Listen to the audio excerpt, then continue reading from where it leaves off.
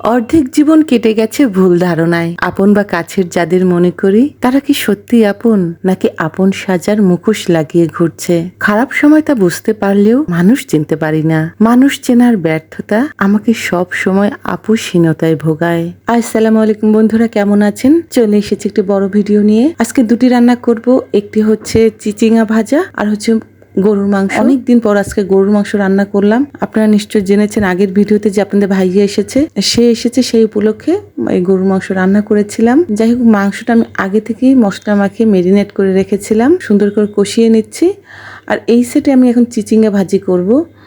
যেহেতু একটু ব্যস্ত ছিলাম, খুব দ্রুত রান্না করছিলাম এর জন্য।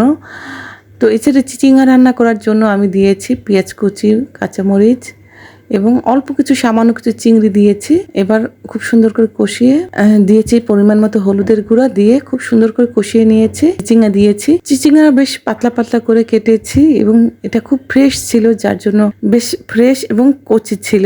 চিচিঙ্গা দেখবেন বাজার থেকে যখন কিনবেন, টাটকা যেটা সেটা কেনার চেষ্টা করবেন এবং একটু কচি ধরনের যেটা সেটা। কিছু চিচিঙ্গা আছে শক্ত, ওগুলো বুড়ো হয়ে গেছে, ওগুলো ঝোল বা তরকারি দিয়ে খাওয়ার জন্য পারফেক্ট, কিন্তু ভাজি করতে গেলে একটু নরম চিচিঙ্গা যেটা সেটা ভালো লাগে খেতে। আর শক্ত যেটা, ওটা দিয়ে ভাজি করলে ভাজিটা বেশ অতটা ভালো লাগে না, ওটা দিয়ে ঝোল খেতে ভালো লাগে। অনেকে আছে মাছ দিয়ে ঝোল রান্না করেন, সেটা ভালো লাগে। তো আমি যদি চিচিঙ্গা ভাজি করি, ওই নরম যেটা ওটা দিয়ে ভাজি করি, ওটা খেতে খুব ভালো লাগে। যাই হোক, চিচিঙ্গা একটু ঢাকনা দিয়ে ঢেকে রেখে, চিচিঙ্গা ডিম দিয়ে ভাজি করলেও ভালো লাগে, তবে আমার ডিমের চেয়ে চিংড়িটা আমার কাছে বেশি ভালো লাগে। এই সেটে গরুর মাংসটা প্রায় কষিয়ে নিয়েছি।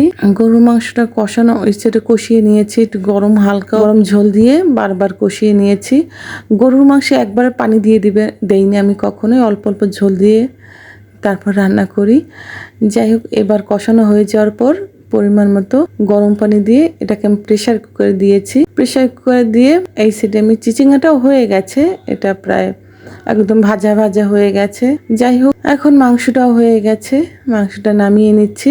ইদানিং ফেসবুকে ভিডিও দিতে ইচ্ছে করে না। আসলে ইদানিং হয়েছে কি, ফেসবুকে যারা একদম নতুন তাদের প্রচুর পরিমাণে ভিউ দিচ্ছে। দেখা যাচ্ছে যে 1500, 1000 ফলোয়ার, 1500 ফলোয়ার, তাদেরকে প্রচুর পরিমাণে ভিউ দিচ্ছে, তাদের ভিডিওতে একদম তাদের ভাইরাল করে দিচ্ছে। কিন্তু যেগুলো পুরন পেজ আছে, 5000-এর বেশি অথবা 10,000 এরকম যাদের ফলোয়ার আছে, তাদেরকে একদম ভিউ দিচ্ছে না। কিন্তু দেখা যায় 200-500 এরকম ভিউ দিচ্ছে। তো আমারও ঠিক সেম অবস্থা, ওই 2-4-500 ভিউ দিচ্ছে, যার জন্য আর মনটা ভেঙে গেছে, দিতে ইচ্ছে করছে না। কিন্তু তারপরও একটা ভিডিও বানাতে বেশ সময় লাগে এবং এটা এডিটিং করতে হয়, ভয়েস দিতে হয়, বেশ সময় সাপেক্ষ ব্যাপার। কিন্তু এত কষ্ট করেও যদি ভিউ না হয়, তাহলে সত্যিই খুব খারাপ লাগে।